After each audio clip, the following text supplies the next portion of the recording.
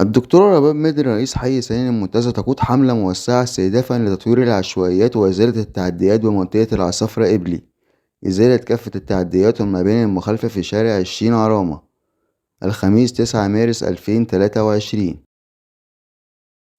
في ضوء تكليفات اللواء محمد الشريف محافظ الإسكندرية للسادة رؤساء الأحياء بتطوير العشوائيات وإزالة كافة التعديات وردع المخالفين بكل قوة في الشارع السكندري. قالت الدكتورة رباب مدني رئيس حي سنين المنتزه حملة موسعة لإزالة كافة التعديات والمباني المخالفة استهدافا لتطوير العشوائيات في منطقة العصافرة إبلي، وبحضور ممثلين عن مديرية الأوقاف ومدير وممثلي إدارات إشغال الطريق والإدارة الهندسية والمشروعات والمتابعة الميدانية ووحدة التدخل السريع بالحي. تم إزالة التعديات على حرم شارع 20 عرامة، ويأتي ذلك لفتح شارع 20 الجديد وإدراجه في المنظومة. وصرحت سيادتها بأن الحملة جاءت في إطار سعي الدولة للقضاء على العشوائيات واستعادة الانضباط وتطوير وتوسعة الطرق.